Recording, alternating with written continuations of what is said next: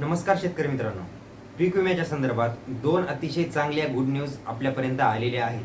त्या म्हणजे 2025चा आणि 2023 आणि 24चा जो उर्वरित पीक विमा शेतकऱ्यांचा राहिलेला होता, ते दोन्ही देखील पीक विमे एकाच आठवड्यामध्ये तुमच्या खात्यावर जमा व्हायला सुरुवात झालेली आहे. यामध्ये बऱ्याचशा शेतकऱ्यांना काल आणि परवा देखील पैसे भेटलेले आहेत व उद्या व येत्या 2 ते 3 दिवसामध्ये कोणत्या शेतकऱ्यांना, कोणत्या जिल्ह्यातल्या शेतकऱ्यांना ते 23, 24 आणि 25चे हे एकत्रित मिळून पैसे खात्यावर येणार आहेत, हे तुम्हाला व्हिडिओच्या मार्फत मी सांगणार आहे. आणि ज्या शेतकऱ्यांना पैसे भेटलेले नाहीयेत त्यांच्याकरिता व भेटलेत हे कुठे भेटलेत हे देखील मी व्हिडिओमध्ये सगळी माहिती फक्त 5 मिनिटांमध्ये तुम्हाला लवकरात लवकर सांगण्याचा प्रयत्न करणार आहे. तर व्हिडिओला शेवटपर्यंत काळजीपूर्वक नक्की बघा. आणि त्या अगोदर जर चॅनलवर नवीन असाल तर माझं नाव आहे सम्राट आणि स्वागत आहे तुमचं शेतकरी सम्राट यूट्यूब चॅनलवरती. चॅनलला आद्या पहिला एक सबस्क्राईब शेअर केलं नसेल तेही करून घ्या व माझ्या डाव्या साईडला जे काही बेल आयकॉनचं बटन दिसते त्याला देखील दाबा, म्हणजे तुम्हाला शेती व पीक विम्याच्या संदर्भात सर्वात लवकर अपडेट तुमच्यापर्यंत पोहोचून जाईल.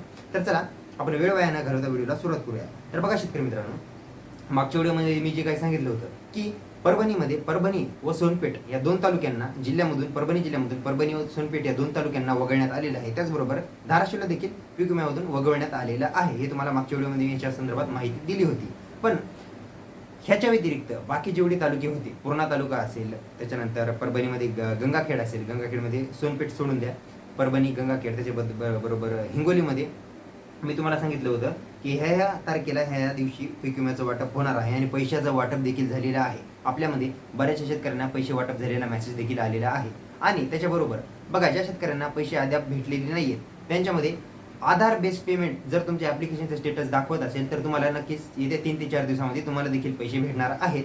तुम्ही कुठल्याही प्रकारची काळजी करू नका. त्याच्यानंतर काही शेतकऱ्यांचं ॲप्लिकेशनचं स्टेटस अजून अवेटेड आणि 0 दाखवत आहे रक्कम, त्यांचं येत्या 2 ते 3 दिवसामध्ये, कार्यालयीन दिवसामध्ये त्यांचं देखील स्टेटस अपडेट होणार आहे व लवकरच तुमचं स्टेटस अपडेट झाल्यानंतर तुमच्या देखील खात्यावर रक्कम जी काय आहे ती जमा होणार आहे. पण 2023-24चा उर्वरित जो काही पीक विमा आहे हा फक्त परभणी आणि हिंगोली या दोन जिल्ह्यामध्ये ह्या 2 वर्षाचा पीक विमा प्लस 2025चा हे तिन्ही मिळून रक्कम तुमच्या खात्यावर थोडी जर जास्त जमा झाली असेल तर समजून घ्या की उर्वरितचा आणि प्रेझेंटचा दोन्ही मिळून तुमच्या खात्यावर पैसे जमा झालेले आहेत. काही शेतकऱ्यांना 15,000 रुपयापर्यंत देखील रक्कम भेटलेली आहे, पण ती रक्कम एका वर्षाची नसून मागच्या 3 वर्षाची आहे. ही अपडेट तुम्ही जाणून घ्या. आता हिंगोलीमध्ये बघा, 140 गावांपैकी 56 गावांमध्ये बऱ्याचशा शेतकऱ्यांना पैसे वाटप झालेले आहेत. ते 56 गावं देखील आपण जाणून घेऊ. ह्याच्या व्यतिरिक्त आता बाकी जिल्हे आहेत बघा, धाराशिवचा आहे, धाराशिवला तर वगळण्यात आलेलं आहे. तुम्हाला क्लिअरली मी मागच्या व्हिडिओमध्ये देखील सांगितलं, आता पण सांगतोय. ह्याच्यामध्ये आता बघा, हिंगोलीमध्ये कुठे कुठे पीक विमा जमा झालाय काल व परवा हे तुम्हाला सांगतो.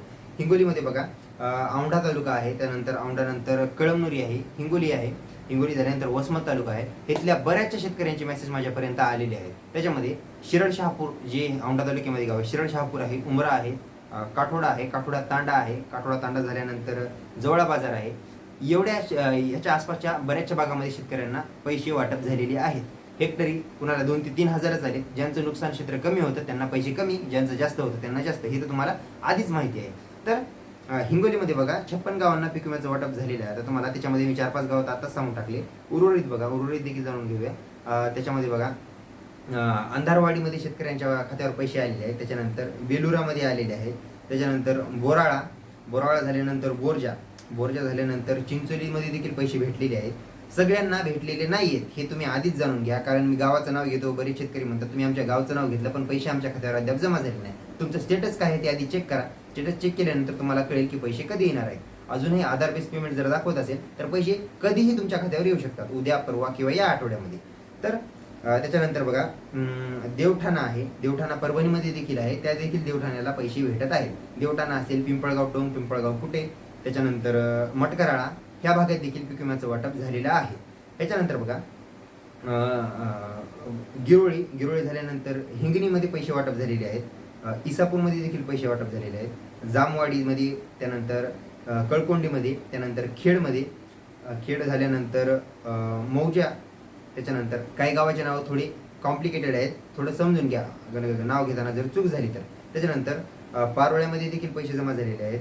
राहोळी, त्याच्यानंतर सामगा, त्याच्यानंतर संतूर पिंपरी झाल्यानंतर सायाळा झाल्यानंतर उमरा, मी मगाशी सांगितलं उमरा झाल्यानंतर विजापूर, वडद, औंढा नागनाथमध्ये जेवढे तालुके येतील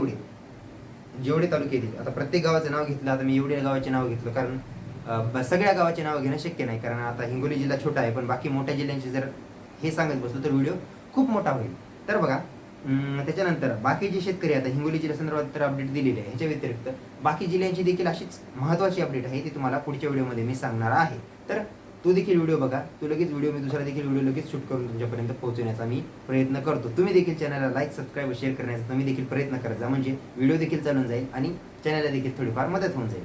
तर चला, बाकी अपडेट आपण पुढच्या व्हिडिओमध्ये जाणून घेऊ. ही अपडेट महत्त्वाची वाटली असल्यास व्हिडिओला जास्तीत जास्त लाईक करा, शेअर करा आणि सबस्क्राईब करा. भेटूया पुढच्या व्हिडिओमध्ये. तोपर्यंत नमस्कार.